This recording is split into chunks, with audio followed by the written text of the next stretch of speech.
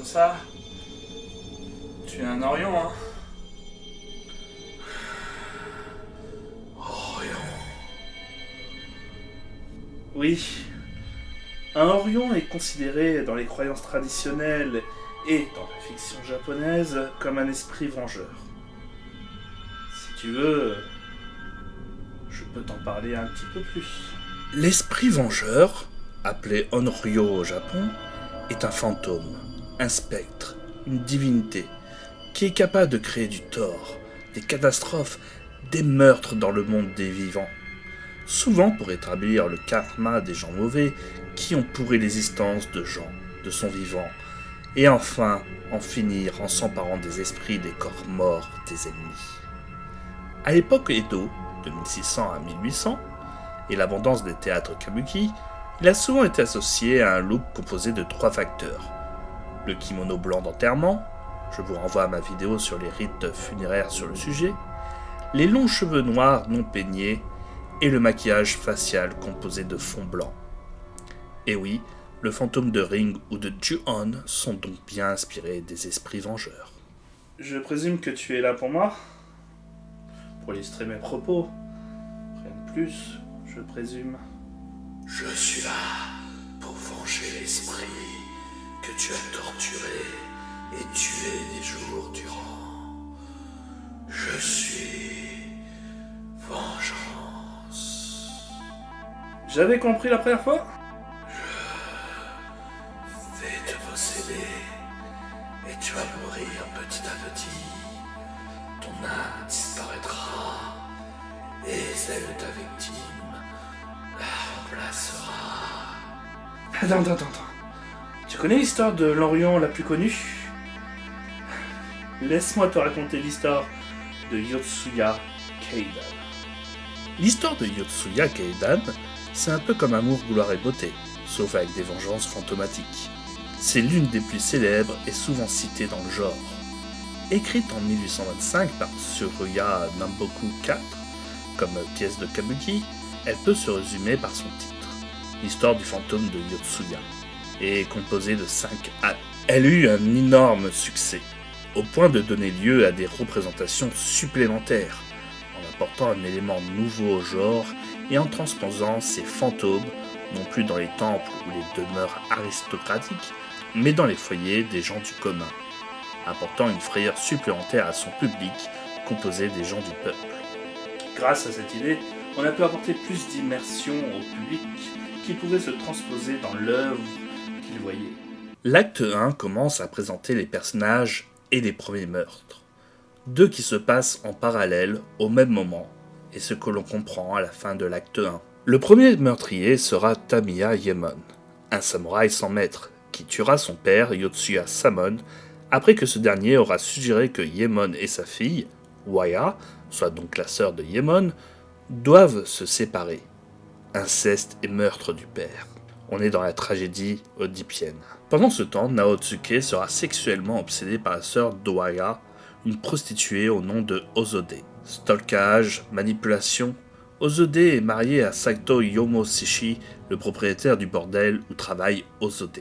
Ivre, Naotsuke tue par erreur Shozaburo, son ancien maître, en croyant tuer Yomoshishi. C'est après ces deux meurtres que Yemon et Naotsuke, nos deux meurtriers, s'allient pour tromper Waya et Ozode et faire passer le meurtre de Saemon, leur père, sur d'autres personnes. En échange de cette vengeance, Ozode accepte d'épouser Naotsuke. Premier acte, amour, inceste, trahison, meurtre, folie. On a vraiment tout le portrait du swap opéra. Mais arrive petit à petit l'horreur et le fantastique qui va être apporté à ce récit sordide. Nouvel acte, nouveau personnage, avec Ume, la petite fille de Itokie, qui tombe amoureuse de Yemon.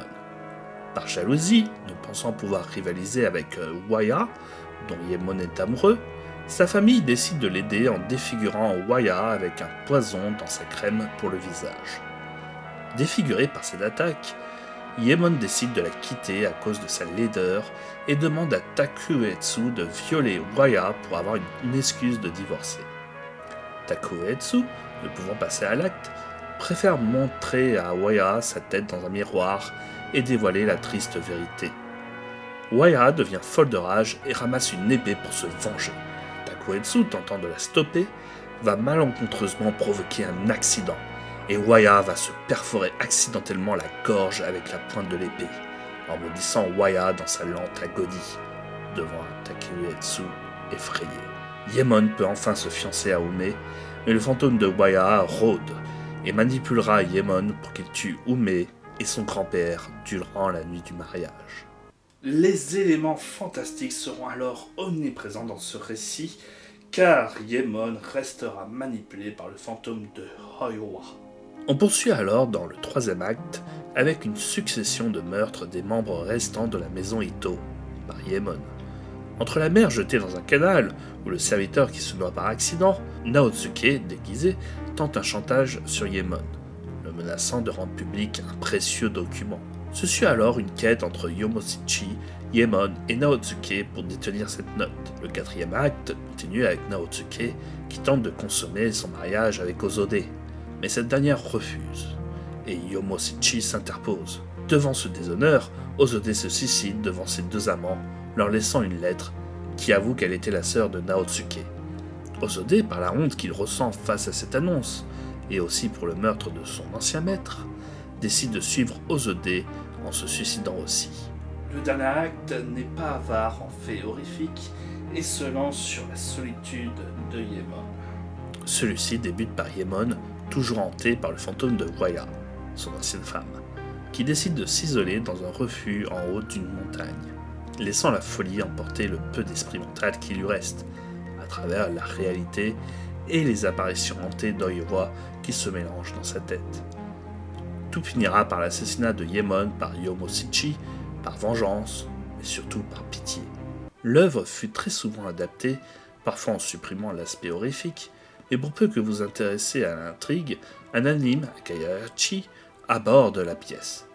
Kiji Fukasaku, le réalisateur de Battle Royale, l'a aussi adapté en 1994 dans le film Crest of Betrayal, mais surtout le film de 1956, considéré comme la meilleure adaptation de la pièce Tokeido Yotsuya Keidan, est disponible sur YouTube avec des sous-titres français. Tu vois, cette pièce parle de vengeance, mais aussi de compassion. Yomoshichi ayant pitié de Yemon. Alors s'il te plaît, laisse-moi tranquille. Car j'ai peur. J'ai très peur. J'aimerais que tu acceptes ma requête de me laisser par pitié. Peur de toi et de ce que tu pourrais me faire. J'ai peur de sombrer dans la folie. Je sombre déjà dans cette folie. Je sombre déjà dans cette crainte et cette folie qu'elle pourrait me provoquer. Alors pitié, laisse-moi. Tu n'es pas à bout, pas encore. Et la soif de vengeance de ta victime ne pourra s'estomper tant que tu n'auras pas souffert